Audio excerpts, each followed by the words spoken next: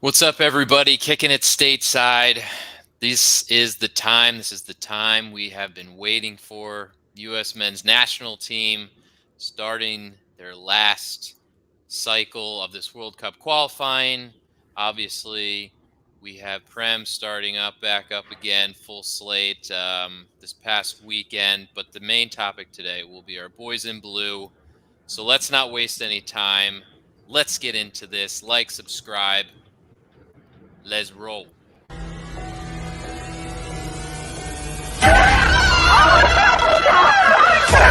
Let's go!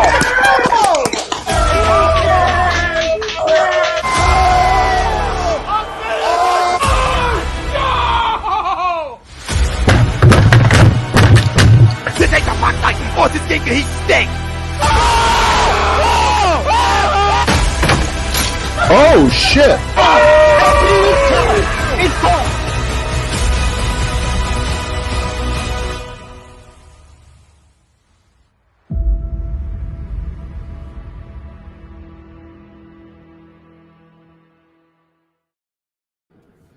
Hello, everybody. Welcome back to Kicking It Stateside. Adam Modick, Brian Wheeler coming live to you from Philadelphia and New Jersey, respectively. We got a packed show for you today.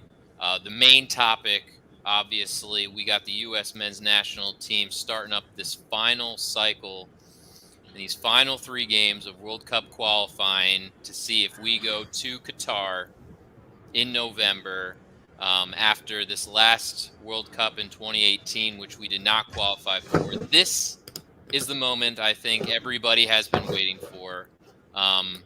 Before we start, obviously, the show is brought to you by Specialized Physical Therapy, our good doc, Paul Vidal. He's #1 in New Jersey. He's #1 in our hearts. Make him yours, specializedphysicaltherapy.com. Brian, today is the day that we start this glorious journey, hopefully, right, to look forward to all our friendlies now. You know, we qualify, we look forward to a couple friendlies over the summer, and then we make that final roster decision when it comes down to it in October for that November World Cup in Qatar. Starts tomorrow, Mexico, at the Azteca. Is there a better situation like a sports fan? There's a better situation than USA Mexico fighting over a World Cup spot? 10 o'clock tomorrow. This is what it is. This is it. Yeah, I was gonna say no, but at the same time, like you know my stance on this, and we shouldn't even be in this position of high stress that we are in going into this little 3-game stretch. I would have expected to need like maybe a draw to tomorrow night to just solidify qualifications to where now we're at the point where it's like we have to go down there and we got to get 3 points. Yeah. And it's not going to be an easy task. We know that. It hasn't been. Of recent, we're on a nice little run. But like we said a million times from the jump, it's like handle your business early. Same thing I tell my kids. Like when you got stuff to do, right? You prioritize your day and you look at it and it's like, all right, what's business? What are the things I gotta get done? I gotta get out of the way. And then once I do all of those, then I have time to play, right? But Greg wanted to play from day one. Mm-hmm. And now we're in a situation where we have to handle our business. And now it's high pressure. Backs against the wall, against the 3 best teams outside of Canada remaining in the tournament, the 3 teams that are fighting with us for those remaining spots in the tournament that are just as hungry, that want to go and knock Big Bad USA off their pedestal. So am I excited? Sure. I'm super excited. Is there anything better? Absolutely not. But it's going to be really gut-wrenching if this team can't handle their business and do what we need. Yeah, it's again, it's a late one tomorrow night. We got a 10 o'clock start East Coast time, and you know it's going to be nervous times. We've said it, and we've said it when we started this show and when they started this Road to World Cup that we didn't want to be sitting here in the final cycle, sweating our asses off every game because that we don't want it to come down to that last game, right? Yeah, I mean, a win tomorrow night will pretty much fix all of it, realistically. Right. I mean, again, we still have to go and obtain probably at least draws then in the last two. But, like, everything I've looked at, 4 points gets us in, but I'm not going to be happy with 4 points, and I'm not going to be comfortable with 4 points. But most likely probably gets us in, even to the third spot. Maybe not. It might put us in contention for that fourth. 5, we're probably golden on the 3 at least, and then anything above that. But I mean, we shouldn't be talking that, honestly.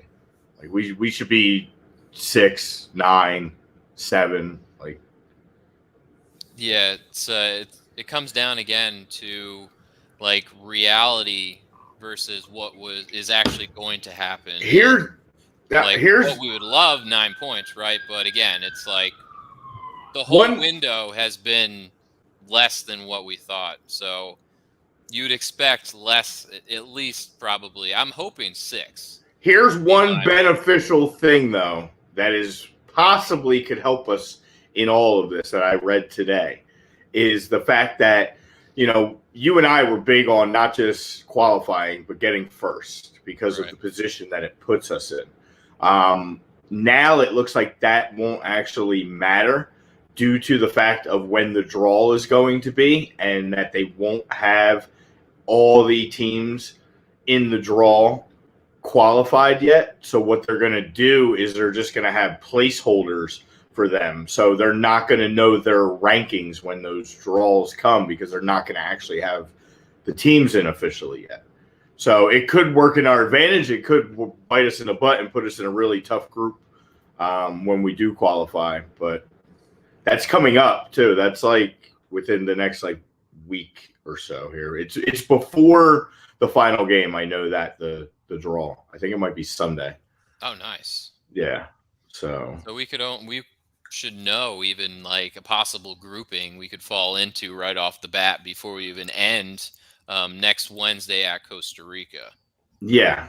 So let's hope that Wednesday Costa Rica game is just, a formality, an opportunity to play like an Eric Palmer Brown, which we will discuss this lineup at always some point too, because figure out what Greg is going to put out there and what we think the lineup should be.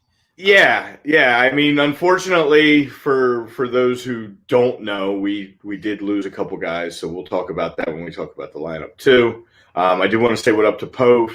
Thanks, brother, for joining us. Pove is our first comment today, and first comment of the show is always brought to you by All Campus down in Ocean City. You can go online as well and check out All Campus. It's the home of the A2D Rant booth. You can check that out as well. Another great show on A2D, and they are giving 20% off everything in the store, including hats, shirts, and team cornhole sets. So go check them out. And yeah, man, good old cornhole. We're getting back into that weather, into that season. We've had a couple nice days here in the Northeast of last week. Teasing, very teasing. Yeah, it's a little chilly today. The rain, it actually started raining here before we hopped on the air. So brutal, but yes. So the poll question for today, obviously having the show mostly U.S. men's national team and focusing on these 3 games coming up for them. Will the U.S. men's national team qualify for the World Cup by this weekend? Meaning, you're probably getting at least, I would say, 2 wins, at least. A 6-pointer, you're being like, yeah, we're definitely in. Oh yeah, 6 points, sir. They got this is pretty much 2 wins, maybe a win and a draw. Again, depending on what some of the other teams do. I would say if they come out with a win and a draw in these 2, that would probably that'd be good enough. Yeah. It's I think Panama plays us and Canada, I believe, in this last cycle. So you might need our brothers from the north to come and help us out, possibly. Yeah. For that final game. But again, it shouldn't even come down to that. No. Tomorrow's game is going to be the toughest out of the three. Not saying we've had a lot of success in Costa Rica historically, but I think the U.S. has not won at the Azteca in qualifying. I don't know, ever. I think they've had some results and some draws, but I don't think they've ever won in a World Cup qualifying setting. So again, this is the crunch time. This is the window that we're like, we do not need to leave this up for our last window to be like the one to say, all right, well, if you lose tomorrow, you're getting pretty concerned. And then that means Sunday is just an absolute must win. And I mean, Sunday is probably a must win anyway because we owe them one. Yeah. I mean, that's like they're Sunday's coming. The one where it's either you're not making it or you're making it. Here, I know, and here's the problem. Where's Sunday's game? Orlando. Yeah, I mean, it shouldn't matter anyway. We should be able to play in any environment at this point. These guys are playing in some of the toughest environments across Europe for their club teams.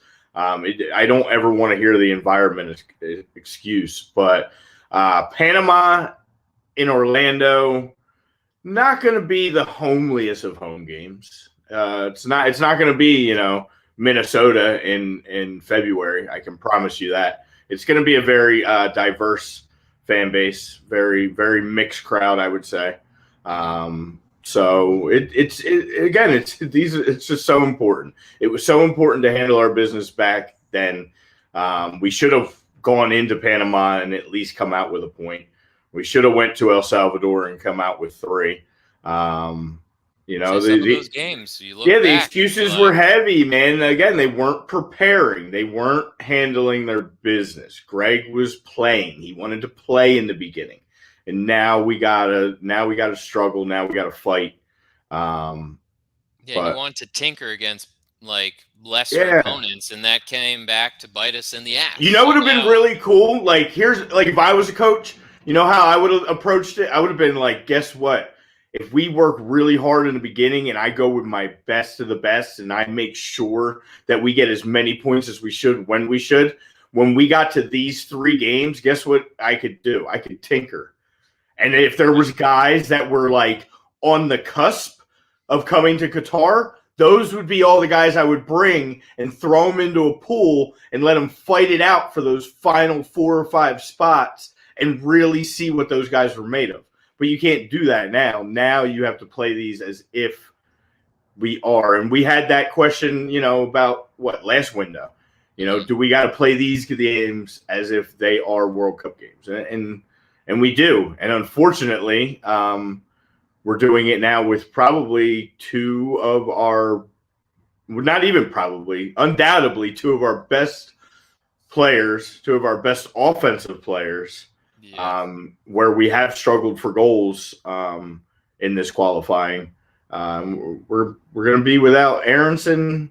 Actually, 3 guys now. We're going to be without Dest, Aaronson, and Weston McKennie. So really 3 of our best players playing across the world are not going to be available for this. Yeah, of course you get those 3 for this window out with injury. And, you could say Matt Turner – being hurt as well. He's kind of been the guy that's kind of steered the ship during these World Cup qualifying, with everything with, Stefan being hurt and then not being able to travel from Manchester and just all this stuff where Matt was basically the guy through this whole thing. And now it's like he's out, so you're going to rely back on Zach Steffen, I guess, right? He traveled with the squad. Everything is pointing to Steffen is getting the start, but you know how these things go because that was the possibility last time when Turner ended up starting when he was a little knocked, and Steffen came up and didn't come. But everything is looking that way. Horvath and Sean Johnson are the other 2 with the team. Obviously, Sean Johnson's been in pretty decent form. NYCFC is doing great things, but this is different level. Same thing with, we saw Horvath played really well against Liverpool. Kind of kept Forrest in that game a little bit. But at the end of the day, it was just that wasn't enough. But he's been in pretty decent form too. But I think, at this point, we said backs against the wall, playing these games like as if they were World Cup games. You got to hand it to Zach if he's healthy. Yeah, I know. He just beat Southampton. He didn't look that great early in that game, but he settled in. They won 4-1, and we'll talk about that at some point today too. We will squeak, some of that FA Cup and stuff from last weekend here. But yeah, it's a tough. I would probably give it to Stefan as well, and we'll kind of go into what lineups we think out eventually. But yeah, we could definitely go through that because it's just tough because I would say it's a no-brainer for Zach if Ethan wasn't playing at Forest, but he's been playing and starting for Forest for the last at least month, and he's been in pretty good form. The Forest are sitting in, I think, 7th right now. And not separated by much, or 8th, and that 9 through 6 in the championship, maybe 5th, are separated maybe by 3 points. So yeah, that's going to be an exciting run. Absolutely, that's another one to look at. And yeah, so again, I think it would be tough not to give to Zach just based on that Zach's probably played in at least the U.S. men's national team, bigger games.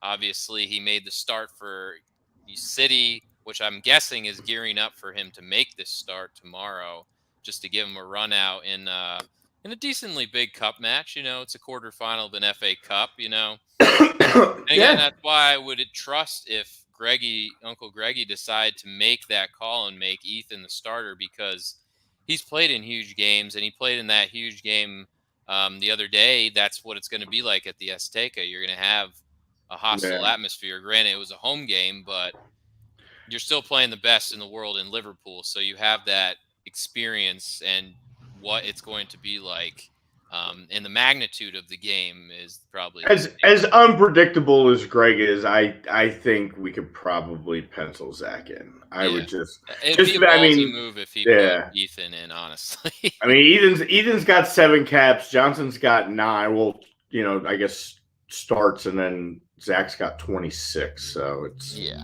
he's definitely our seasoned veteran, and with Turner out, I would be, not that I would ever be shocked of anything Greg Berhalter does, but this one I think I would be, honestly, I would be a little bit shocked, because I feel like if he's going to have one bit of stability, it's going to be like he's going to go with his, veteran goalkeeper that's supposed to be, at the end of the day, as good as Turner's been, it's always kind of still been talked about that, once healthy, Zach Stefan is still the best goalkeeper that we have in this country. Right. So. Absolutely.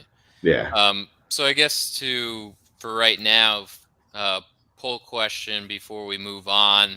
I would agree. I think they're going to qualify for this weekend. I think they're going to win on Sunday, which no matter the result tomorrow, I think Sunday's the big one.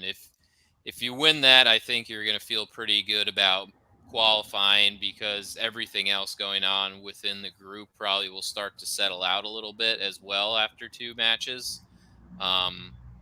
So if you win on Saturday, I think you can be like, all right, I feel pretty good about it. The only way I would say that they would not, and it might have to take a Wednesday to get a result, is if you lose badly to Mexico tomorrow, where the goal differential is so massive. Say you lose 3-0.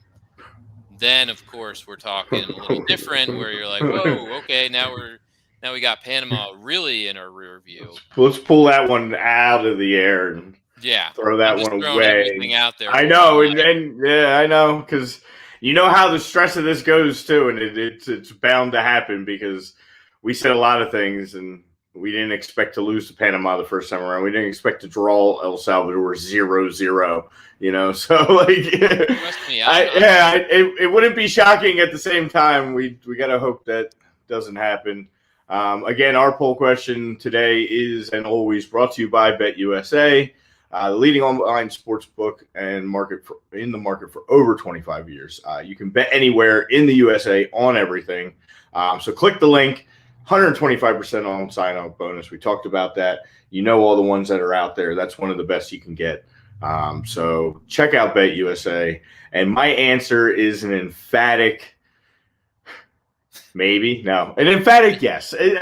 Because it just has to be. Because I don't want to watch the Costa Rica game and be thinking Trinidad Tobago all over again. You know what I mean? Like this can't happen. We are on the next level. It's time, for Captain America to keep doing what he's been doing now for Chelsea. And he is in form. And as much as it's killing us losing all of these guys, like, this is it, dude. Like, grab him by the reins. You're going to get as much national publicity in these 3 games that we've gotten ever. And you know how it is.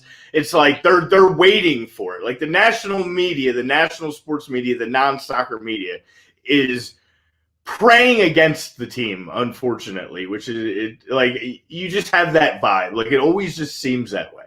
Like they're like, oh yeah, well, it's always going back to 2018 and they didn't do this and they didn't do that. Well, it's like it's supposed to be a new time.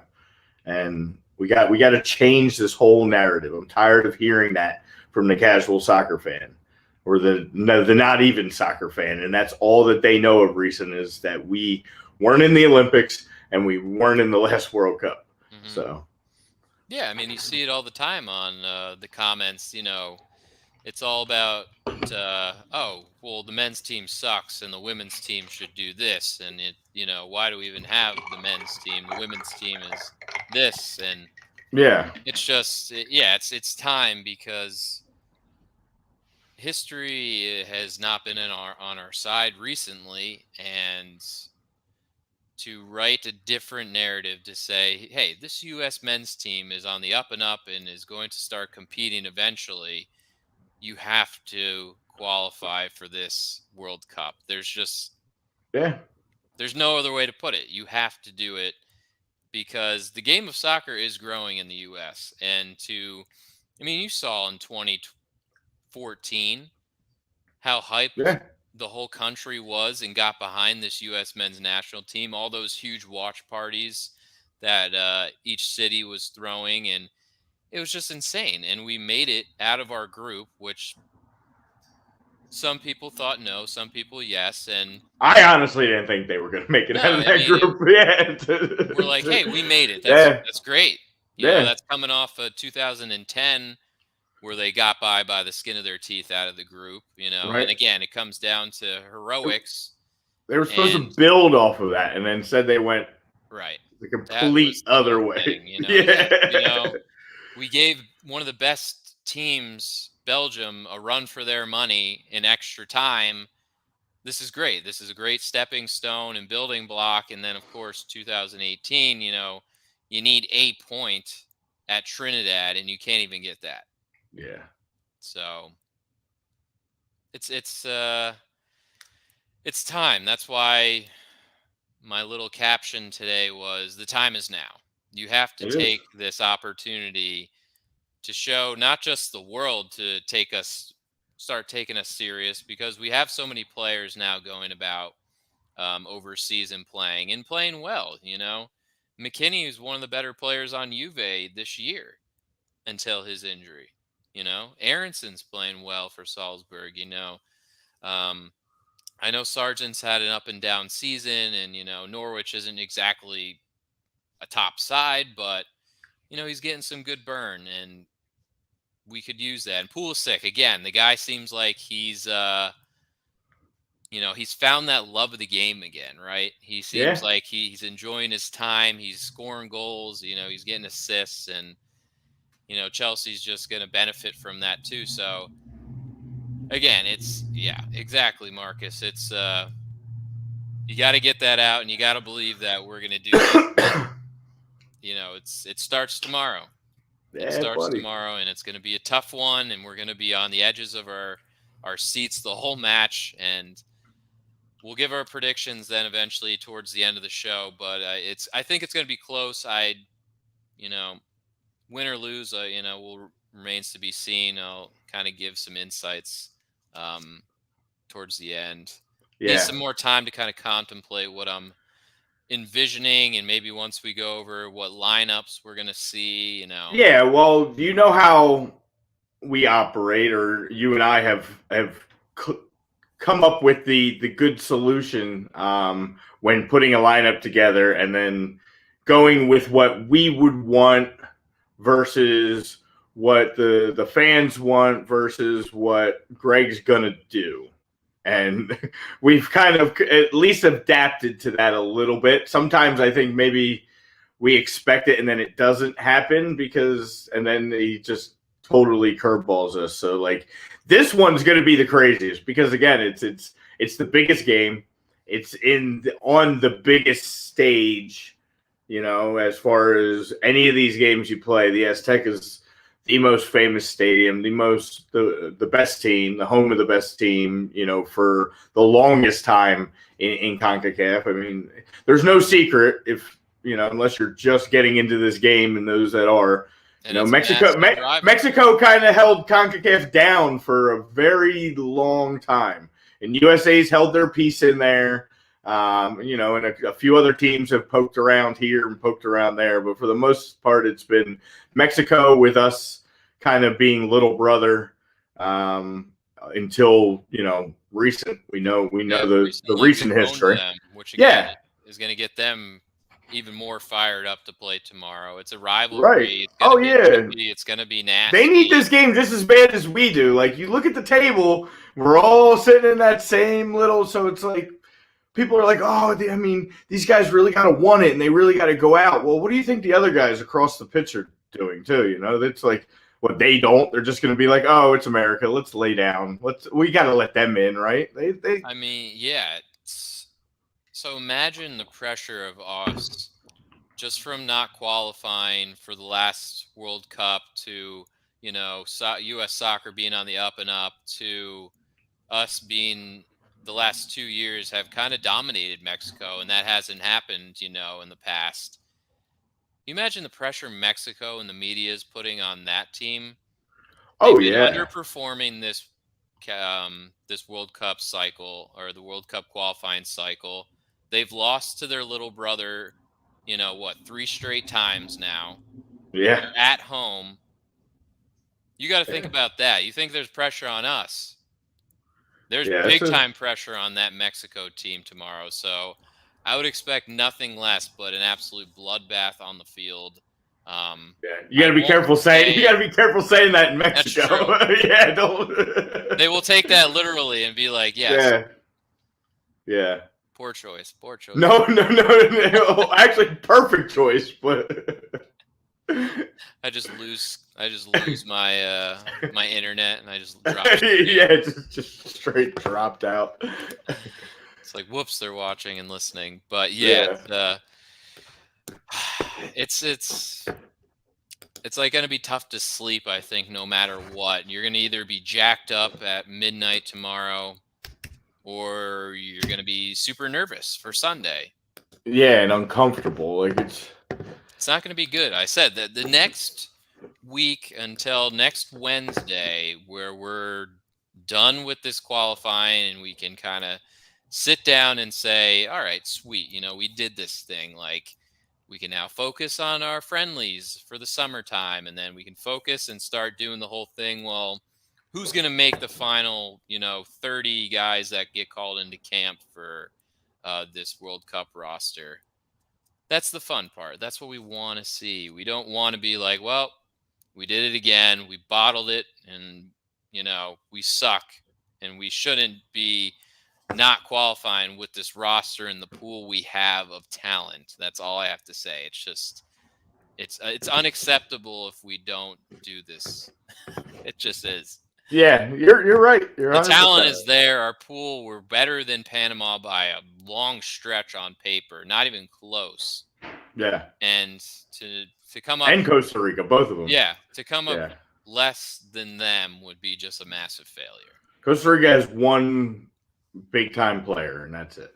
Panama doesn't have even a big-time player at this point in their careers. Boy played in the MLS, I think. That's what I'm saying. Yeah, it's there's no more excuses. They got to handle this here. I said, time is now. Yeah, man. But yeah, it's I mean, I guess the whole big question is now. It's like what the lineup's gonna be, right? Yeah. You know, you mentioned it. Like what we want, the two of us, compared to the other fan base who has their favorites. You know, everybody kept calling for, you know, Eric Palmer Brown to come in. You know, Joe Scally's been a hot topic because of his play at Gladbach in Germany. Obviously, he didn't make it the roster, and the John Brooks just leaving off completely. Which is kind of shocking. I know he's had a tough qualifying, you know, this cycle around, but his club form is pretty solid. He's playing well, and he's a leader. Yeah. He was in that World Cup team back in 2014, and he scored that winning goal against Ghana. People just like you're putting your eyeball right on that roster. It's an easy no. Jesus Ferreira and John Brooks should have made this team. That would have been my. You have enough forwards even now with, you know, Aaronson out, and I think that would have been a wise decision, like you said, for the locker room than anything else. Even if he's not starting this game on tomorrow, it would have been solid to have him in the locker room. I was not overly impressed with Jesus Ferreira, although, you know, he's had a couple nice goals, but he's also had some. Score a hat trick the other day in like 20 minutes. yeah. I mean, but you see the difference, and it's not that he's a bad player. It's just where it goes back to Greg and his system, and, you know, he puts him in a position sometimes where they're playing out from the outside and they're sending long balls into the middle, and the guy's like 5'8". You know, like that's it. It's like those things don't work. If you're going to use him in the right situations. But that's typical. But anyway, that's it is what it is. Brooks is not on the team, so we got to go with what we got. We're down Dest. So we already talked about goalkeepers. I guess we'll go through our defense. Before we do, real quick, this portion of the show is brought to you by eXp Realty. Alan Foy, looking to buy, sell a home, looking to change a career, get into brokerage. Contact Alan Foy, eXp Realty, LLC, 302-682-8820, or, like most people, allen.foy @realty.com. Yeah, man, we have some big question marks. Is he gonna? The Dest injury leaves that position. I think to me, you look at the roster, the veteran, he's been there, done that. He's played all over the world. 71 caps with the U.S. men's team. At one point, we didn't know if we'd ever see him back again. He's coming to really good form. He's a guy that's built for a game in the Azteca, and that's Yedlin. I think it's almost undoubtedly he's got to start this game with Dest out tomorrow. Yeti. Yeah, I mean, I don't think you can throw as good as I'm a Reggie Cannon guy, and as good as I think he's been. Reggie or George Bello to throw out there. Well, you got to remember we got the left side too. I would hope it's Anthony, but it's Greg. So I think Anthony kind of has cemented himself into that left back spot. I think he's played well enough for the U.S. team. I think he's been one of the top 5 brightest spots on the team this. Oh, he's been one of my favorite players in this qualifying. Absolutely. He's right there on that top 5, 6 range of probably one of the better players, at least producing. So I would think he's a shoo-in for that left back spot. And I would like to see Yeti get a start in there. He was on that team in 2014, so he has experience. In that. Oh, he's by far. Yeah, I was gonna say he's by far our most capped guy on this roster. So, he's back in MLS, right? Yeah, he's he went to Miami. Oh, did he's on that shit for brains club? Yeah, right. I believe that's where he ended up. That's tough. Yeah, I don't know. Did he come yet? I don't know if he comes yet or if it's like a later transfer. I think he's coming there. Yeah, but actually, I think he's there now. I think I'm almost positive he's there now. But I haven't been paying attention to Miami. They've disappointed me. I was handing them a title first 5 years into the league, and we're getting on year 3 now, year 4 almost. They got their ass kicked by Cincinnati. Oh, I know. I saw this. If you lose 3-1 to Cincinnati, even in Cincinnati, I've lost all respect, and I will no longer speak anything good on your name. So, Miami's dead to me. But I still want to see Yedlin start. I think he's the best option. I mean, for what we have, I don't think you're going to roll. I mean, they tried the George Bello experience in the beginning of this thing, and he's with, I think he's with Arminia Bielefeld in the Bundesliga, and I don't know. He's okay. He's a nice young up and coming right back, but in this magnitude of a game, I think you're putting all your veterans out there because it's going to be a tough game. Yeah, and I'm glad you said that because now we got to talk center backs. Yeah. And we're doing the us versus Greg thing here, right? So I'm looking at it, and we already talked about how I think for the first time we're actually light in defense, and we should have brought John Brooks, so we could have had even a bigger discussion. But realistically, based off of this entire qualifying, you would have to say, in my eyes, it would be Miles and Walker. Yeah. But it's Greg. And Aaron Long's back. And Aaron Long's captaining Red Bull. And he's playing pretty well, and he seems to be in really good form. He's back. I wouldn't start him in this game. First game back in like a year with the U.S. men's national team. Not that he hasn't been in big pressure games and things like that, but I feel like Miles and Walker have earned the opportunity with everything they've done in this qualifying to be the two guys to start against Mexico. Right. I've never been like a Walker Zimmerman guy, but I think he has earned my respect. He's played pretty well in this qualifying window. So it'd be hard-pressed for him to lose his spot because he really hasn't done anything wrong. He's been a beast. I wasn't a Walker Zimmerman guy either, but he's definitely turned me around.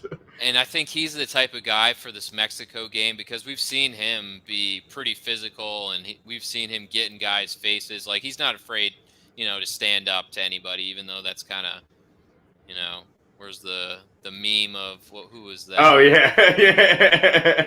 Our good friend Matt Miazga, Mexico guy, was a little boy. Oh, good old Matt Miazga. I miss him too. Speaking of defender help. Yeah. But yeah, I think Miles Robinson, though, he was a surprise coming into this World Cup qualifying. We're like, well, he's had some good games for Atlanta. Last year he played great for Atlanta. He had a good Gold Cup. He had a nice Gold Cup. He had a good Gold Cup. And he had a great start to this. He didn't have a particularly great last 3 games, I don't think. He showed a little bit of some inconsistencies that everyone has been like, why? Almost those same inconsistencies where the scouts are like, well, this is why he hasn't really, made the big step yet because of blank, blank, and blank. Right. So, but again, it's like he's been pretty consistent throughout the whole qualifying. So it'd be hard again to put in, like, I love Aaron Long. I think if he didn't get hurt, it would be like a no-brainer for him to even, be in this lineup. But Yeah.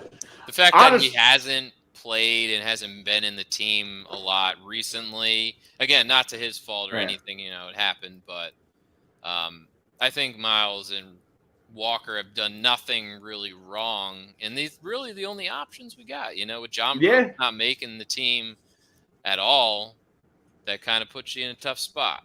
And knowing how Aaron is at this point, like, I think he's just happy to be back in the roster. I think that was his target goal. And then I know his long-term goal, as he's mentioned on some interviews with Red Bull this season already, that, Qatar. He wanted to be able to get back and then be in enough form and prove that he's one of the guys for Qatar, and that's the target. So, what up, Tommy? What's up, Tommy?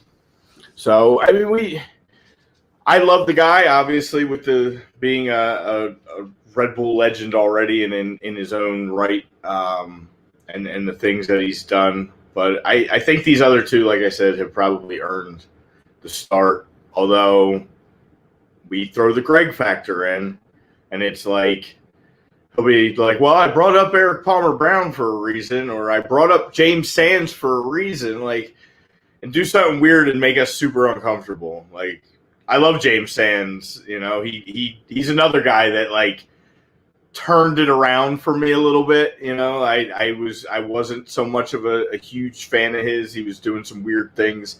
And then I watched him playing with NYCFC and with Rangers a little bit, and I realized a lot of the weird stuff he was doing was just directed by his shit coach. And it wasn't necessarily an attestament to James Sands, the footballer. So he's grown on me a little bit, but I'm not ready to see him start in a game in the Azteca. So no, and I mean, I like James Sands too, probably for our next window. Probably, for 2026. I think he has a good chance to make that roster. But for this one, I really don't want to see him playing significant minutes. Not his fault or anything against him. He just doesn't have the experience that we need for these huge games, which are all going to be World Cup games. These are games that the magnitude of these games are what you're going to be facing. Maybe not the type of competition. I mean, Mexico, if the U.S. and Mexico, no matter what, that a World Cup without Mexico would be just like what's going on? Yeah. It'd be like Italy missing the World Cup last cycle. It's like, what? And how the hell did they not make it? It'd be something like that. So you're going to be playing, and these are the games that, you need to see the veteran guys in there, which is, again, why it's surprising that John Brooks was even left off this team. It's still pretty puzzling to me. Yeah, and then we'll get to the other guys too when we get to the midfield portion of the team as well, and just some of the surprises, not surprises, as usual with what he does there. I don't know. Yeah, I want to see. I want to see the veterans, like you said. I want to see the guys that have carried us this far first get that opportunity. Yeah, I mean, the midfield. I enjoy. He didn't take many midfielders. One. No, that's again like. The whole thing, like, and is it that, like, Gio's always listed as a forward, but we know that there's going to be times where he's going to be asked to work in the midfield. Yeah. Christian kind of wanders everywhere. Christian's a forward, but half the time he's here, he's there. When Ferreira plays, he plays some kind of, like, deep in.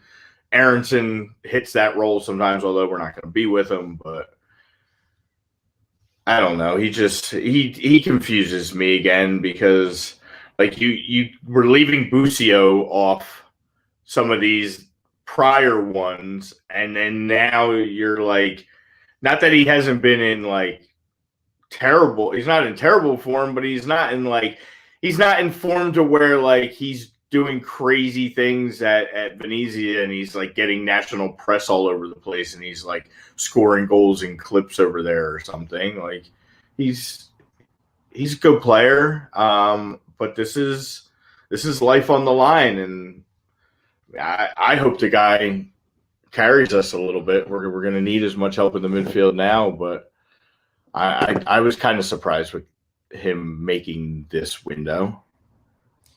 Yeah, for one, you have to replace McKennie, which is probably the biggest, hole that you have to replace. I guess you could play Kellen Costa in this type of game because you're going to need that feistiness that he can bring in a game like this. I would expect Acosta, Adams, and I guess that other position is up for grabs. Do you start Gio right off the bat after not being with the team for a while? Yeah, De La Torre was. Yeah, Luka's good. He was probably De La Torre in that last window was the only guy outside McKennie that could get the ball on his feet and get us moving. Mm-hmm. I know Busio's capable of it. I know Yunus Musa's capable of it. But do you take the opportunity with a young kid who seems super hungry too? Like he was the one talking that, he thought he should get more time too because he was in such good form with the club. It's going to be a tough call on Greg's end. Again, I think he was a little light on his calls of midfielders. I think he probably could have used some help. Good old Christian Roldan's in there. He's first sub off the bench. We at least know that. 100%. We know Christian Roldan is not going to start because he's got to be our first sub off the bench every single time. Areola might freaking start tomorrow, my friend. Wait till we get to the forward version of this show. You know that. Oh, no.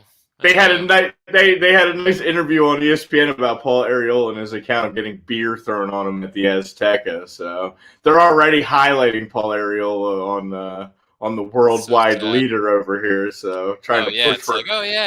He's got beer thrown on him. He's experienced enough to go in there, and it's like, no, I don't care.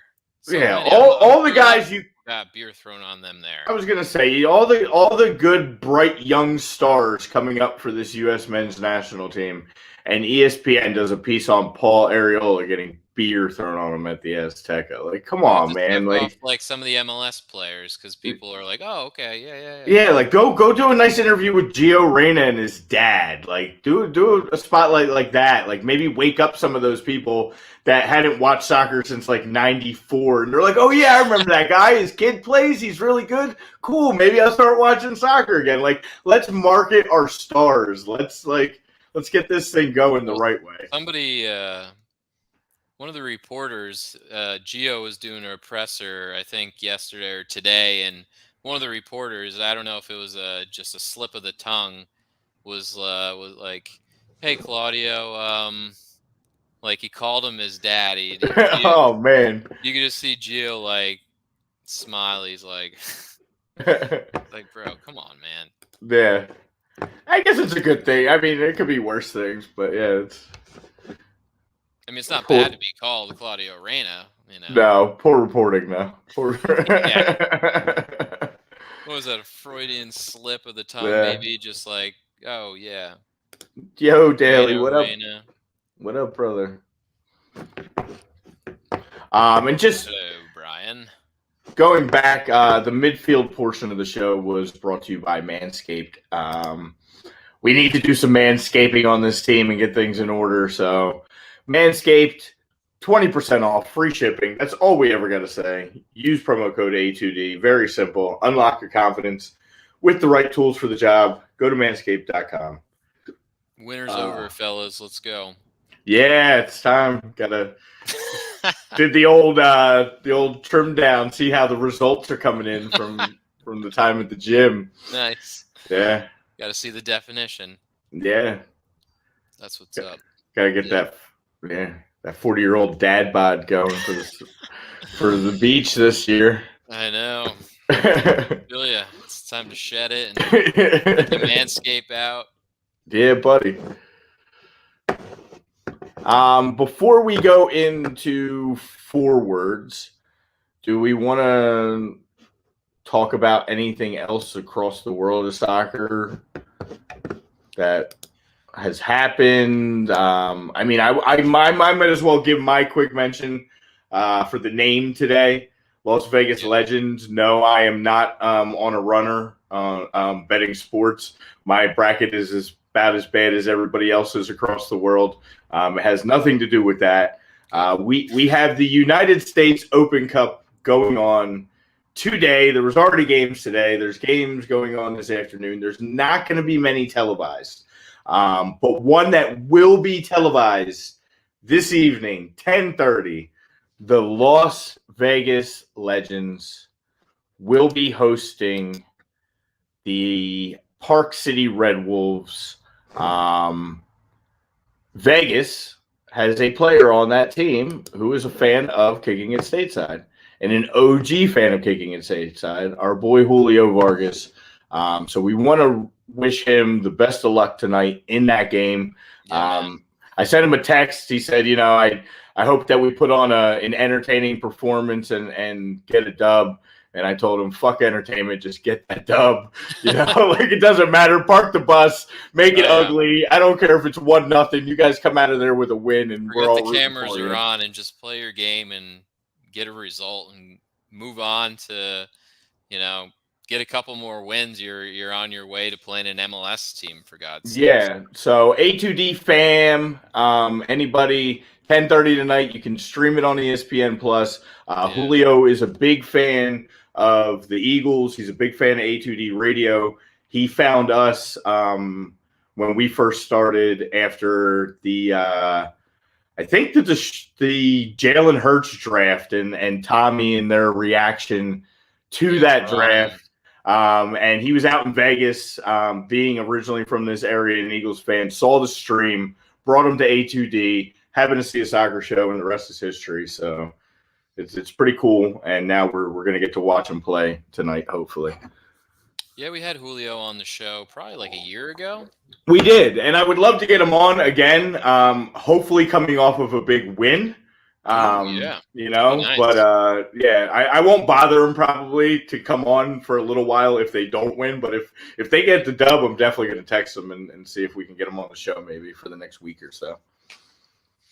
Yeah, once we're getting back into the swing of the Prem and Champions League, it'd be nice to get him on. He's a big Chelsea fan like myself, so yeah, you guys are allowed to sell tickets again. So be happy. I saw that. Yeah, there's one little sanctions lifted, so we can sell tickets. Thank God. Super. Is that is that Harry Kane?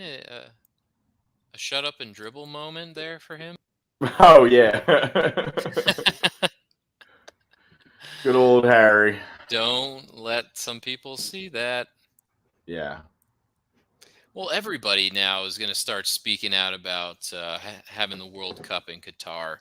Yeah, but I saw Louis Van Gaal was saying they've known this has been happening for a long time now. This draw of Qatar happened a long time ago. The human rights issues in Qatar have been happening even longer. So ESPN, for people to just ESPN did a piece on that 3 years ago. I was going to say, this is nothing new, but of course, in true fashion of the world right now, to people in their own little bubble, it is new because they just had, no knowledge. They've turned their back to it and lived in their own little world for so long. But this has been going on a very long time. This was a big point of contention when all this was originally selected. So yeah, it's nothing new. I think Qatar was the first option. Come on, Yeah, I don't and think there's some corruption involved with, greasing some pockets, getting. of course They had they no had. stadiums. They have to build stadiums from the ground up. I was gonna say they had the fattest suitcase that day, and it is what it is. Good And news is I saw that the 2028 Euros are going to be in Great Britain. that's awesome. So That is awesome. good stuff for the boys in the UK. Get to host that. Coming off a great World Cup in the US in 2026. Yeah, Not where to we be outdone. where we win. Oh my! Where we win one before England. Let's. Somebody's already wrote a movie script about that. Right. The USA wins. They win a lot, and then they now have taken over the soccer world. How about would you take this? Would you take a World Cup 2022 Cinderella run finals appearance, but lose in the final game and get second, but we would flop and get knocked out of group stages in our home World Cup? Or both are just get out of group stages and maybe get through like a round and then get knocked out? Tough. Like, would it be? I feel like I'd for probably the whole country's sake and just pure entertainment, I think us getting and winning in 2026 would probably be better than us making a hell of a run this 2022 and then flopping in 2026. Yeah, not that in our own backyard. I feel like that would be an epic just failure as well. But yeah, I guess that's one of those, you cross that bridge. Now, would you trade a 2022 championship to flop in 2026 in our own backyard? Possibly, because then it would be just like, we would just bottle it. Because if we came in and won somehow, some way, we beat, say, Portugal or France or somebody like that somehow in 2022, and then we go on and host where we automatically get a bid, don't even have to qualify at all in 2026, and have games on our own home soil. And, somehow, the U.S. Soccer Federation is going to somehow grease the pockets and have us play in like Columbus and Kansas City and like some of these bigger cities where it's like, you can even throw Philly in there. Have us play in the north, like not too much, not New York. Let's go maybe like Philly. Yeah. Philly's good. I'm okay with Philly. So Chicago, something like that. But yeah, I don't know. I almost want to build though, I would prefer. I would love to just like make a hell of an impossible run to this 2022 final against, one of the big boys. But I feel like performing on your own like home turf would be just that much more rewarding. Yeah, absolutely. And by then we should have like a real deal, oh my God, veteran-led team of just some of the best players in the world. That's the guys waiting in the wings that are like 18 now. That I was gonna say, we got 16-year-olds that we haven't even.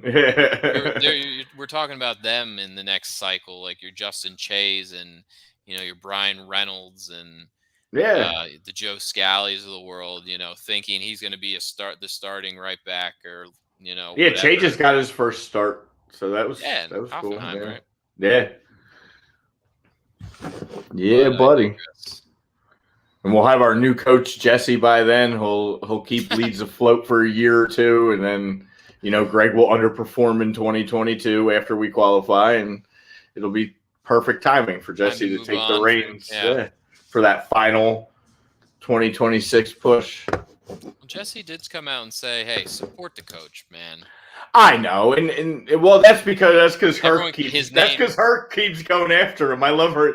Hercules Gomez has become my new favorite pundit in all of sports because he might be the only guy who hates and goes after Berhalter more than I do.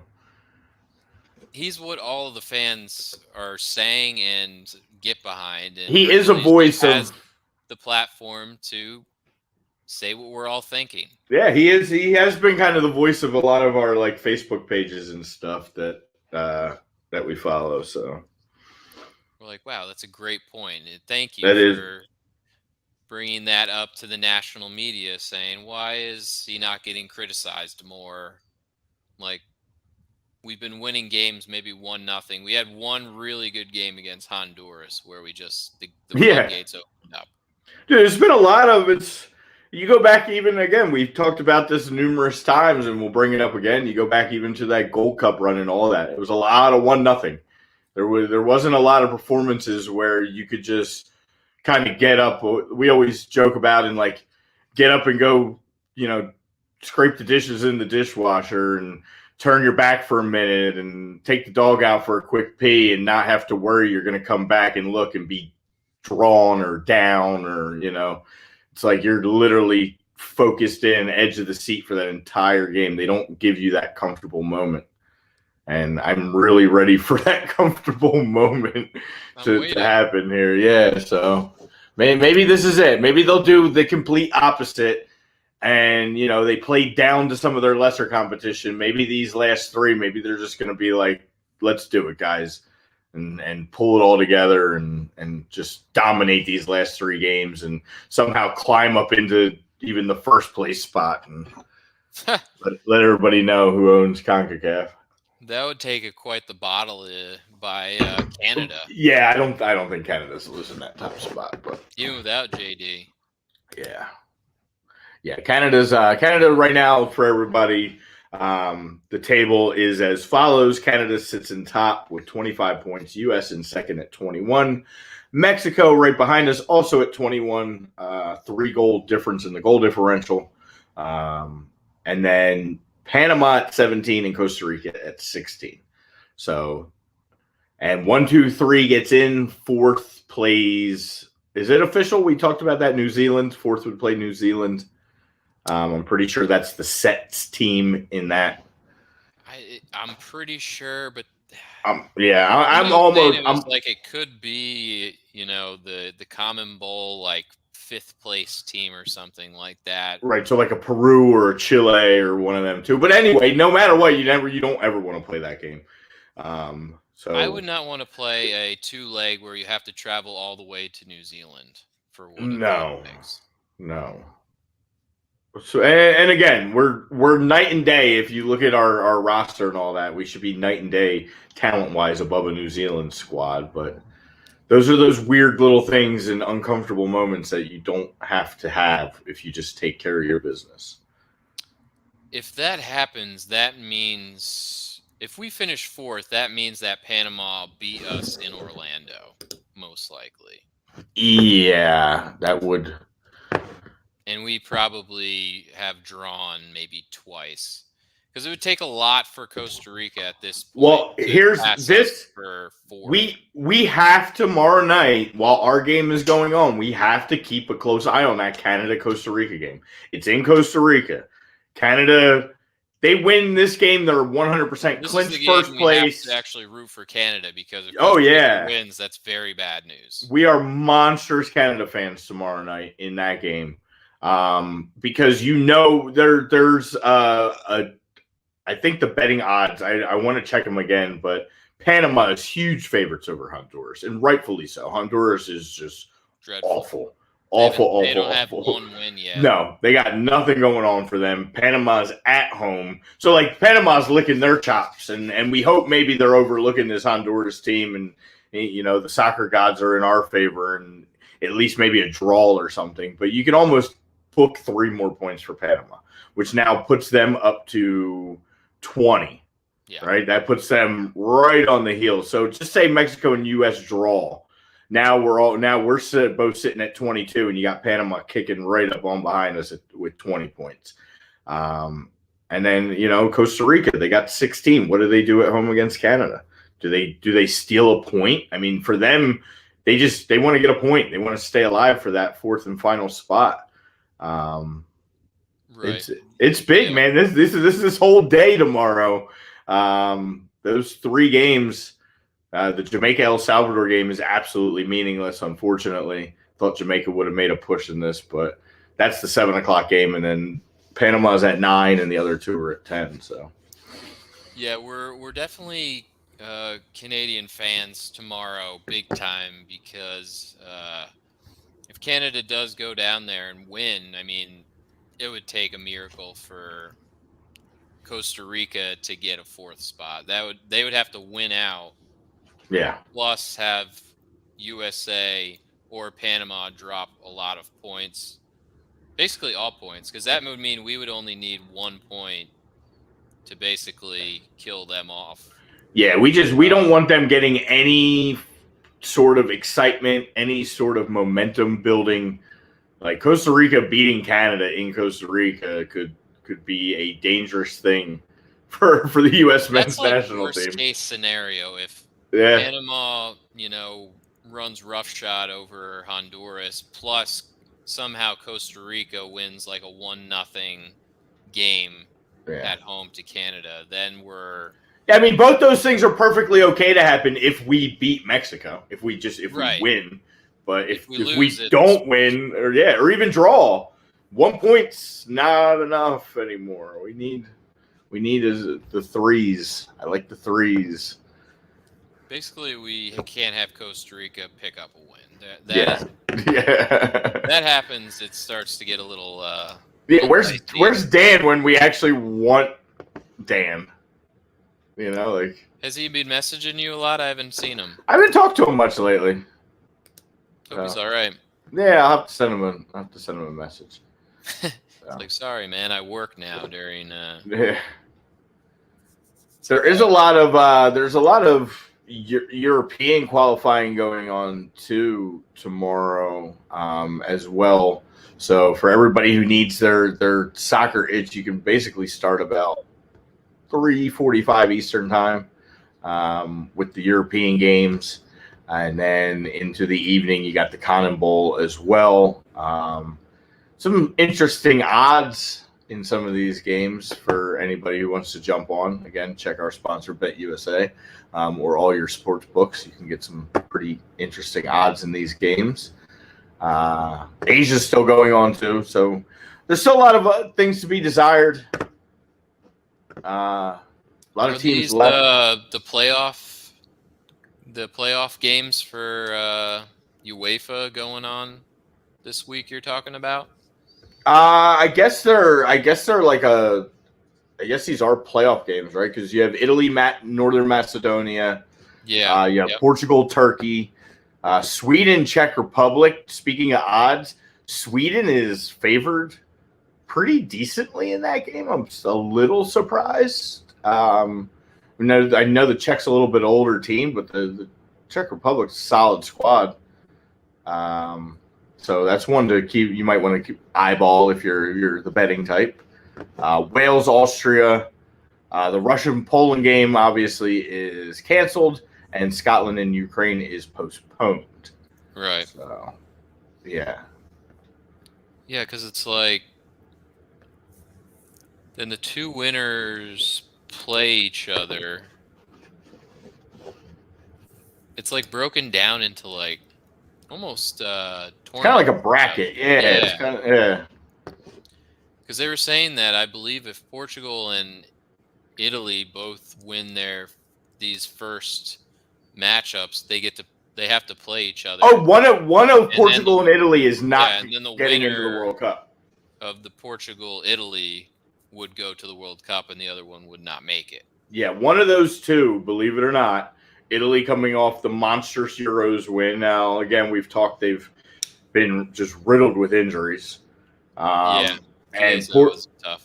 Portugal with, the GOAT, Mr. Cristiano Ronaldo himself, most likely, although as well shaped as he is and knowing him and his ties with Brady and all that, will probably be available. I would say 2026 World Cup's probably his last one. He sails off at 41 years old in the U.S.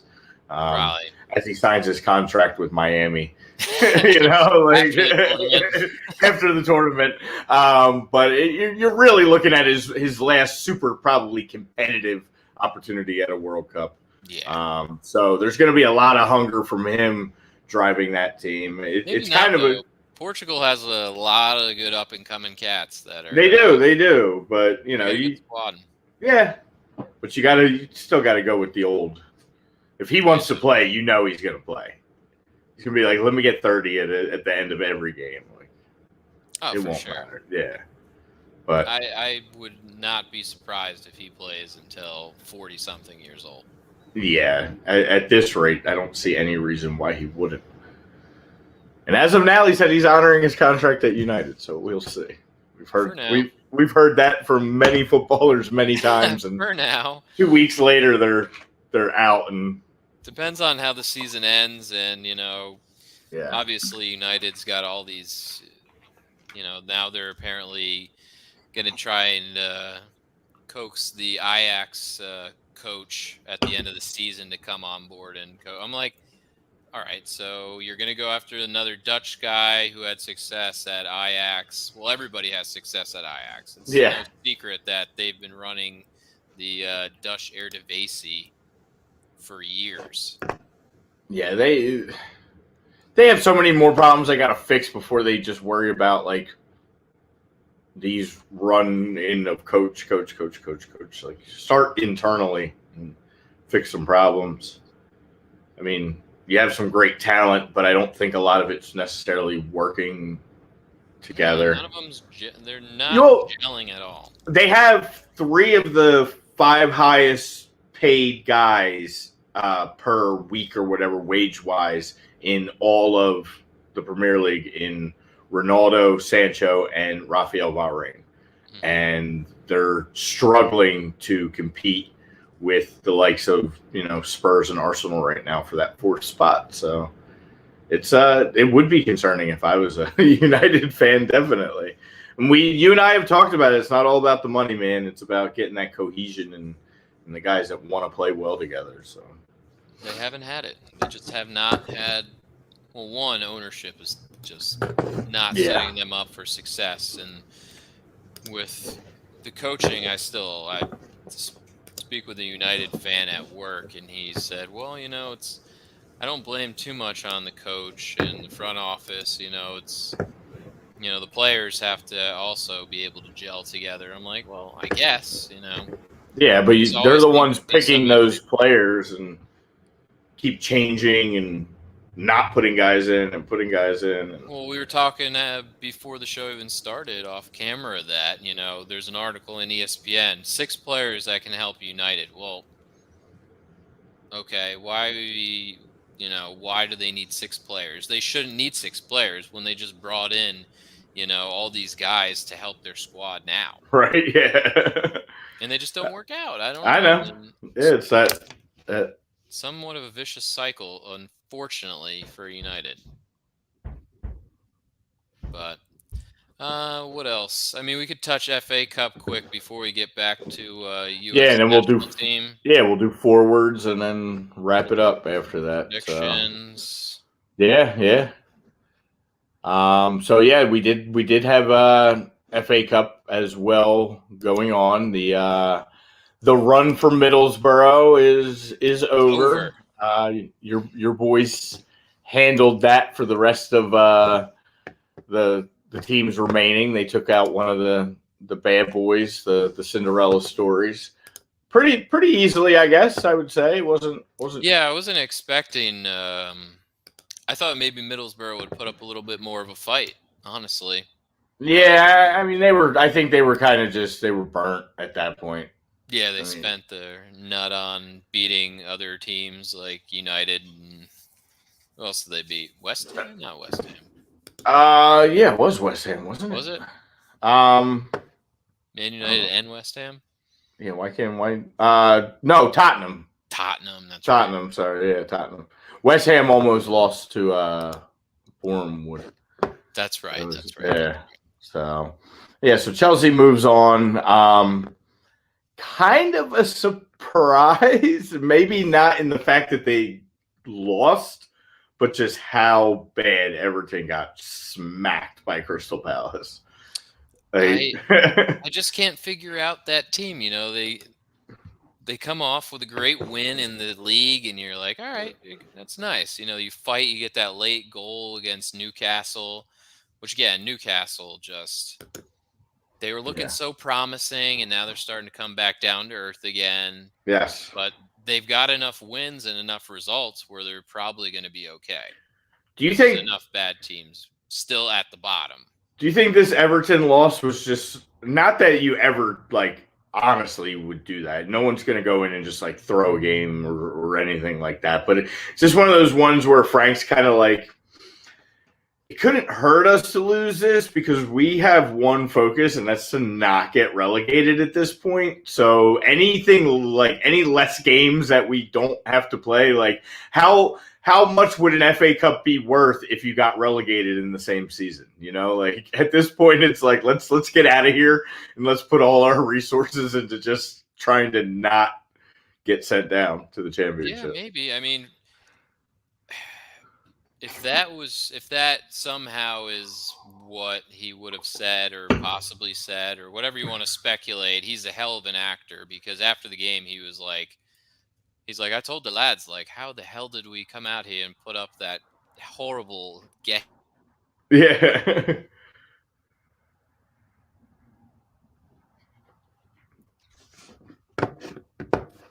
I was on there a minute. I was like, was it me? Because we know we have those we have those internet issues. I'm like, hold on, it's about that time in showtime where my internet starts getting a little crazy. One of those, and you know, when you're in media, when something goes wrong, and it's usually just a cord that got kicked loose or something like that. Yeah, that's like last week when Evan was on, and I did the same thing. Mm-hmm.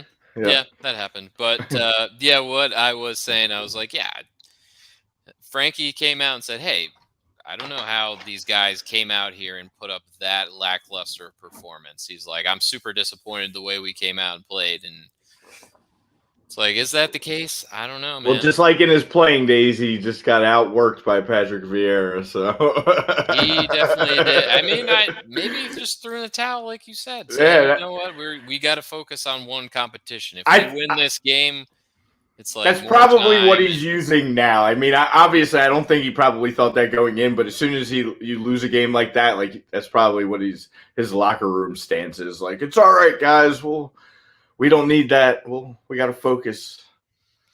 But we'll see. I'm really rooting for them to get relegated, just because I like stories like that, and like when a club like that would go through stuff and get relegated, it makes good talk. He went out with a full squad. I mean, he went with his number one team. No, he wasn't. This wasn't like It wasn't like a give-up game where he's rotating like massive. That should be very scary for Everton fans. Which, looking at their team, I did not know is that in shambles. Oh, yeah, it's all over the place. Well, you know what's hurting him? Calvert-Lewin is a shell of himself that he was last year. Yeah, because they got rid of his coach. He doesn't even start. He had a wonderful coach that was in there that was really pushing him and driving him, and he was becoming the best striker in the freaking Premier League. And then and then in typical form, they're like, "Oh, we need to make changes," and now here we are. So he can come to Arsenal. I would take a Calvert-Lewin up top for Arsenal. Help our striker. Just relying on Andros Townsend and Diacore and Michael Keane and Seamus Coleman, who are combined like 100 years old. Dude, they couldn't even keep Hamas there for more than 6 months. Like he was willing to go to like where did he end up even? He ended up in like Saudi Arabia. Like to not play at Everton. Like, he has the Obama effect though. Like he excited when he comes to a new club, and then it gets stale, and he has to start working a little harder, and things aren't going his way, and he's gonna cry, and then he's gonna get out. Yeah, and he goes somewhere else and does well. Yeah, seeing it with Oba. Till the next. He's doing. Barcelona fans like, look at the Xavi Alonso effect. I'm like, no, it's Aubameyang deciding he wants to play. Yeah. What's up, man? Yo, what's going on, man? Fan player from Worthington, Ohio. So who's your club out in Worthington? Is that Columbus? I just don't do it. Don't do it. I was gonna say Cincinnati. No, don't do it. We're trying to gain fandom here. We're trying to gain a following and a Cincinnati, and you're gonna be like out. Nah, it's okay. I can't right now. They're coming off a big win, so I'd have to be nice for the week anyway. So, just to touch on the other two games real quick too. I know Lord Walker will be mad because we're only touching on his team, but the two big boys of the Prem, the two battling it out. Man City dominated Southampton. Southampton made it a game early. It was 1-1 at one point, and it finished 4-1. Our goalkeeper, Zach Steffen, in goal, got the win for City. And Liverpool squeaked out a win against a Nottingham Forest team that just was super unlucky, to be honest with you. Super unlucky. I feel like they played their butts off. They had so many opportunities that just did not make it into the net, and that's how this game goes. It just wasn't, unfortunately.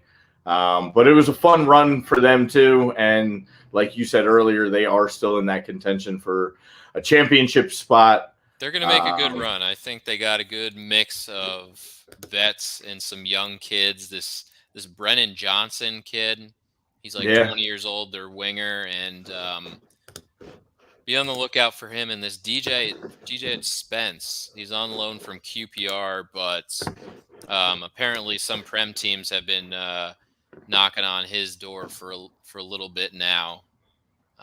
Okay. So, and you got your Jack Colbacks, who's been around the league. Your Sam or your Joe Worrells of the world. Lally, Mr. Lally. I like Joe Lally. Yeah, I was a big Joe Lally fan. Cafu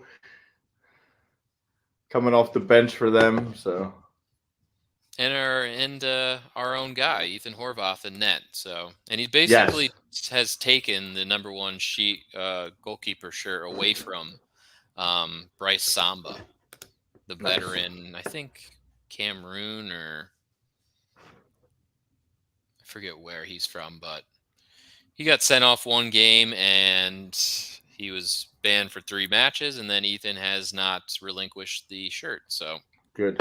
We need that. Stuff. Yeah, buddy. Yeah, tough one for very unlucky. A couple of weird calls that still on the goal. I'm like, was he off? I don't know. It was like an armpit, maybe, but I think it was. See, here's the problem. There's no set thing. Is it an arm? Is it a leg? Is it an arm? They need to make it one or the other. It needs to be. Well, there's a lot of gray area. The foot. It needs to be the foot. Period. The body length, that means nothing. Honestly, if you're running and your body's that far ahead of your feet anyway, you're probably not running that well. So, that shouldn't be considered an advantage. Like, my arm sticking out doesn't say that I'm ahead of you if my feet are behind you. So, I don't know. I think they need to go back and they need to just make it the foot line and make that across the board everywhere and get this technology. If you're going to use it, let's just freaking get it right and the same, whether we're using it in a CONCACAF Champions League game, or a regular Prem game, whatever. It should be the same across the board. Totally. But they'll never get it right. That's the problem. So our boy soccer, not football. Football is the best sport out there. It's the best. Which is funny because it says soccer, not football, but then we're still calling it football, which I agree with you on calling it football. But it's kind of like that's like just a giant conundrum in itself right there, that one statement. It's kind of really messing me up right now. So say American football. Yes. So forwards. Yeah. Talk to me. Number 1. Forwards is brought to us by Gleason's Bar, located at 6700 Mill Creek Avenue in Levittown, PA. For the local crowd, use promo code A2D, 10% off whenever you dine in, take out, or go online.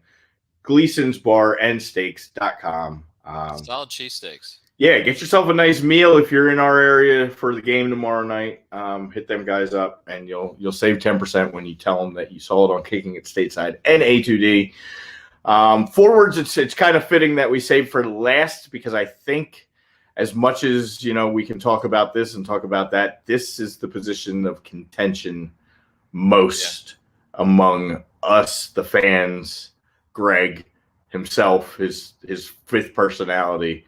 Like we have no idea what the hell's happening here. Well, I think there's one guy that's a shoo-in that I think Pulisic is the one guy that everyone is going to say to start. I'm going to tell you, if Christian Pulisic is not in tomorrow night's lineup in the Azteca, I will never watch a game again. He should be the first. I said, when the lineups come out for this team, it needs to be Tyler Adams and McKennie always first on the team sheet. Obviously, and Pulisic. And Pulisic. Yes. Obviously, with McKennie out, it's Pulisic and Adams are the first on the team sheet, right? Oh, Greg should have them written in before he writes his own name. He's in permanent. Just permanent marker right in there. Yes. They never leave. Yep. If they're healthy, they never leave the lineup. Yeah, you highlight them red if they're hurt. That's it. Right. But other than that, they're in the lineup. So he is a shoo-in. We can all agree with that. Greg would be an idiot if he didn't start him, right? So yeah. So we're gonna say what? Probably. I mean, do you start Pepe? He hasn't really played much for Augsburg, and he hasn't done. I mean, if you go off the last window, I don't think so. Much of anything. I mean, he's been okay, but he hasn't done anything that I'd be like, okay, we need Pepe in this lineup.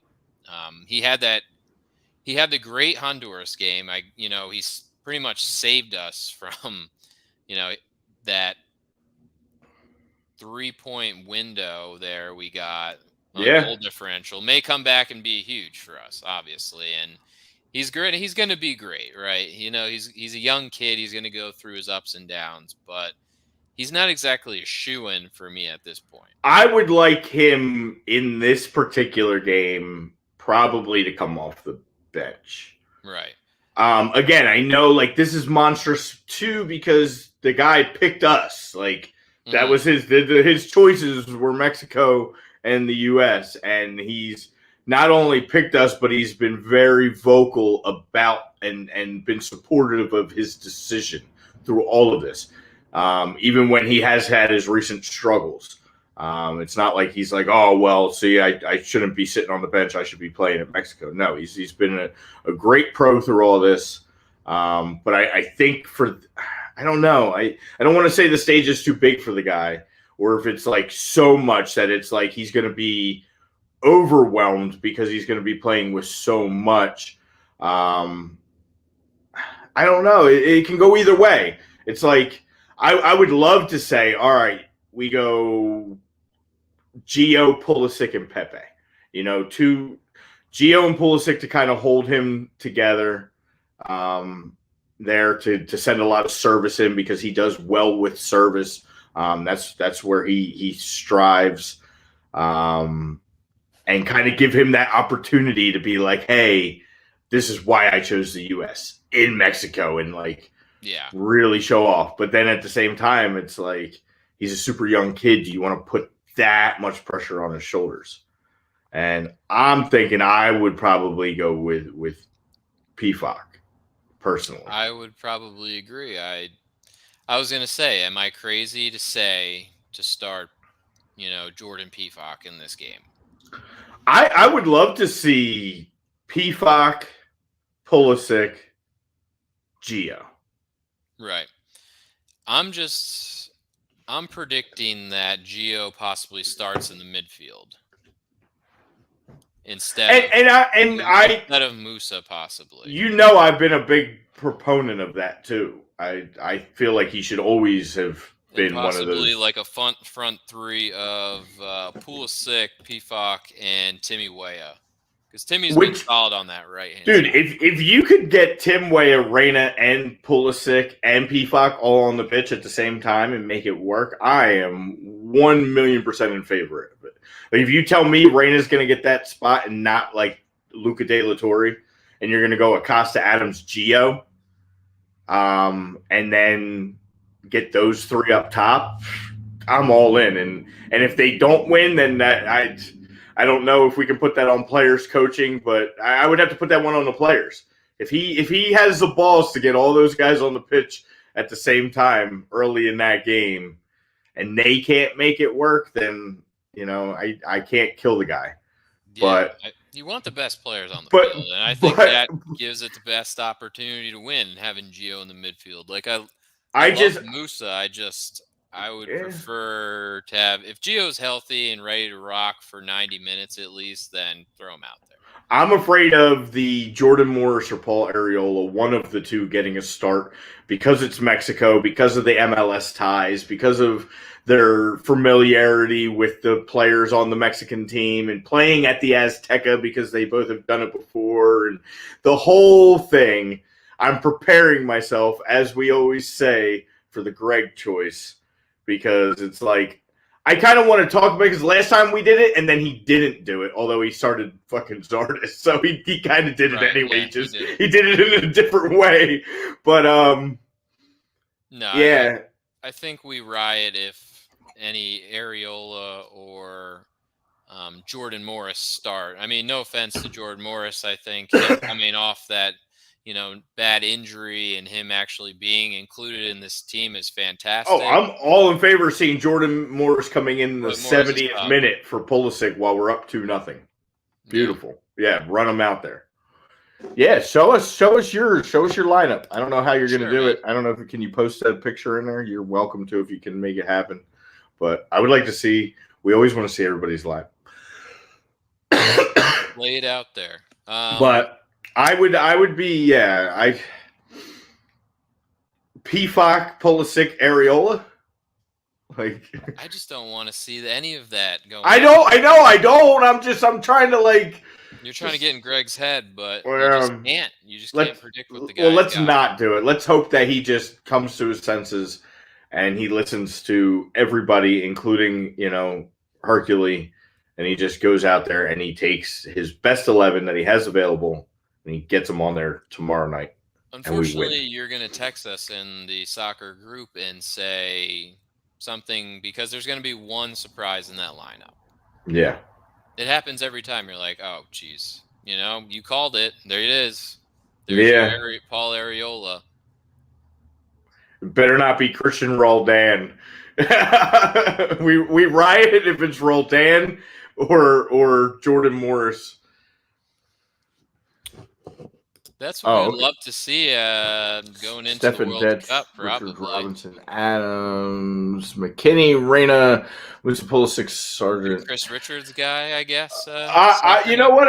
I'm not a Chris Richards guy, and by then maybe he's more developed. I expect Chris Richards to be our starting center back in 2026. Yeah, I want to see how Walker Zimmerman does this last 3 games, because he has done nothing wrong to be out of this lineup. And I do like Chris Richards. I think he's a promising young guy, but we'll see. I'm not a Sargent guy as well. He needs a lot. He needs to prove some a little bit, especially if Pepe, scores. I'll say if Pepe scores a goal in this window, I think that puts pressure on Sargent, because he doesn't. And Jordan.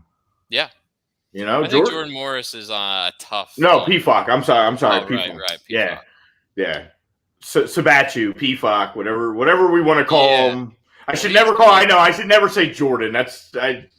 Jordan is Jordan. Jordan is Jordan Morris. He's earned the right to be called Jordan when it comes to the U.S. men's national team. So Pifak, only 8 caps. He has 1 goal for the U.S. men's national team, but the guy just scores in clips for young boys. I think it's his time too, but we'll see. We'll see, man. I'm pumped for tomorrow night.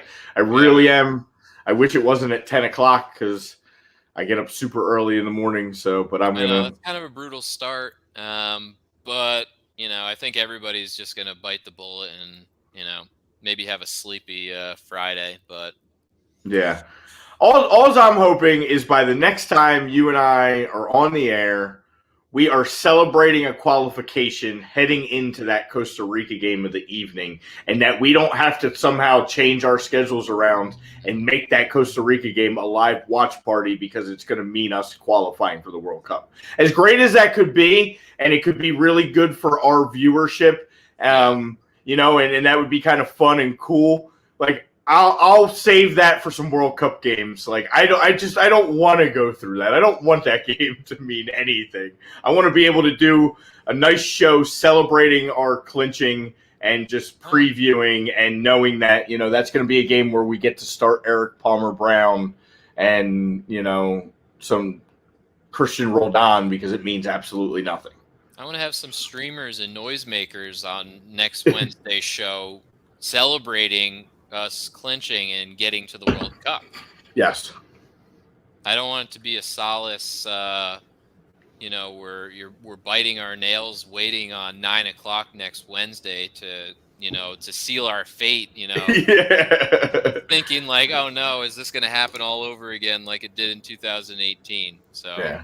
Well, Soccer Not Football is, by his lineup, you can tell he's super confident the fact that we are going to be in the World Cup. So I like that attitude. Like you and I have said, let's talk it into fruition. Let's not say if, it's when we qualify for the World Cup. Starting tomorrow night. Win, right? I believe that we will win. The most hokey song that angers me, but because Marcus started to show off with it, I let it go today because I'm trying to be a good universal fan and take my own personal gripes of little things and come together as a team. And I'll sing that song all freaking night tomorrow night if we can just get this win and get these 3 points. Yeah, at the Azteca, I'll sing whatever you want. Yeah, how about this? Yeah, if we're clinched by next week, like we said, and we have that show and start singing that song. Oh yes, absolutely. We'll bring anybody that wants to come on. We'll get Julio on from the beginning. We'll get Lord Walker back on, even though he's mad at us. Anybody that wants to come on, and we'll all sing that together. We'll get Evan back on, and yeah, let's do that. That would be That's if we clinch, and we're when. That's when we clinch on Sunday, and we're sitting pretty on Wednesday, and we can tinker. He's allowed to tinker then that last game if he so chooses. But this window's about stepping, putting your foot on the neck of what we can call, if CONCACAF was a person, this is when you put on the neck of said tournament and try and get us going in the right direction, Yeah. So what's your final prediction before we jump off here? Jeez, man. I What's hate your score line. I know it's hard. It's hard, but it's not. The easiest answer in the book. We've talked about it so many times now. 1-0. Because that's what we do. 1-0 USA. An uncomfortable 74th minute goal, and then we got to sit and defend for the last 20. They add all kinds of extra time on because it's Mexico. The fans are going crazy. We're sweating it out. But we got whistling but I gotta predict the 3. I can't go in this and say, oh, we're gonna draw and get 1 and be that ho hum guy. And no, we got to get the 3. I don't care if it's freaking 1-0 and my heart skips a couple beats tomorrow night. It'll be worth it. It's true. Nothing is worse. It was heartbreaking when we did lose in the World Cup, even though we went further than I thought we would. And no, the only thing worse than losing in the World Cup is losing and not getting in the World Cup. So, yeah, I don't want to feel like that again and have Taylor Twellman freaking out on SportsCenter again this year. I'd rather not. But final prediction for me, I'm going to go, unfortunately, I'm going to say we're going to get a point and 1-1, which again, I was there. we're happy with. It's going to be low scoring. It's going to be physical. I wouldn't say in this magnitude of a game there would be a red card unless someone absolutely has their wires crossed and kind of loses it. Or if the ref has just completely lost the game, maybe you'll see that. But I would say if there's a bet on amount of cards in a game, probably pick the over because it's going to be chippy from the start, and it's going to be, a lot of hard fouls to both teams. Let each other know that they're there and that it's not going to be easy. So, but yeah, my man Kellen Costa is going to be in some people's faces and ears doing this. Yeah, we need those tough guys tomorrow, and we need them all to. We're not going to roll over to this Mexico team. We're going to go in there and fight. But I think a 1-1 is pretty fair. Yeah, absolutely. You're on a very good plane there with 1-1. I would not be surprised at all if that was the result. I'm just trying to be Mr. Positivity for once, and I know it's not often. We say I want to say 3-0. Yeah, I would love to, but we want to go in there and granted, again, if we go in there and win, I'm gonna, I won't be able to sleep. So, yeah, if we go in there, and especially if we do it handily, that would be nice. But so again, we'll see. You got anything on the red card, yellow card front? I guess probably. I know it's probably just a lazy thing to say, but our own coach, Greg Berhalter. Yeah, throw him up there. Notice, it's not the time, Greg. It's not the time to tinker. Put out your best 11. We have enough good players in this pool and on this roster where you can figure out who the best 11 is and who's the best in form and make the right decisions. Don't be dumb. Make good substitutions. Down in Mexico, the elevation is going to get to some of these guys. Don't play guys like 80 minutes and then make your first sub. Yeah. Thank you. At the that's the other one. Yeah. That shit kills me. Substitutions and adapt to the game. If it doesn't look good, make some changes, adjust. That's all I say, adjust. There you go. Don't get Greg, adjust, please. Please. Yeah, that's been his biggest issue. Yeah, I would say for me, there's not too much. I'm with you, obviously, on putting him on notice. We've been putting him on notice. I guess red card, it goes with the color.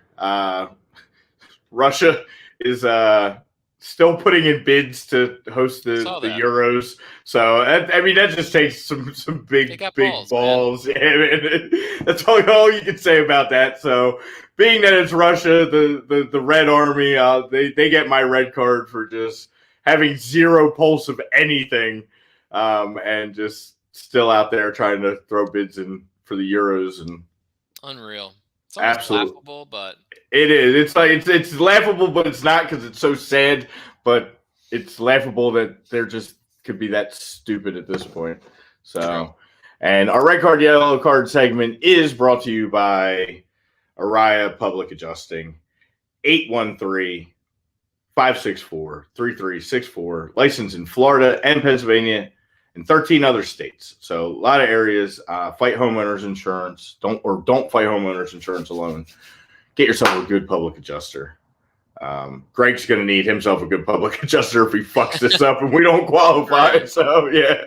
So, yep, that's all I got. I'm hoping that when we see each other again or we see the fans again that we're having that celebration and not a hemorrhage. I was gonna say let's have a good celebration next Wednesday. We'll bring the party hats. We'll bring the streamers and noise makers, and we'll be singing. Okay. Yes.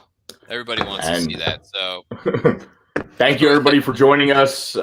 Soccer, not football. Big contribution to today's show. We really appreciate you. Yeah, please, man. Like, subscribe. If you're, a huge fan, you got to have buddies that are fans as well. Let them know. We love having you here. It's an open forum. As you can see, we value everybody's opinion. So we appreciate you, the A2D fam, everybody for stopping in. Marcus for starting the show off with a little, I believe. So we needed that today. Really set the tempo. Yeah, buddy. So let's go get this 3 points or 6 points, and we will see you next week. Yeah, guys, we appreciate you. Hopefully, again, we'll be talking a lot of U.S. men's national team again next Wednesday. That's basically it. Yeah, We're man. good, and love you guys. Love you, Have man. a great weekend, and we will see you next Wednesday. Later.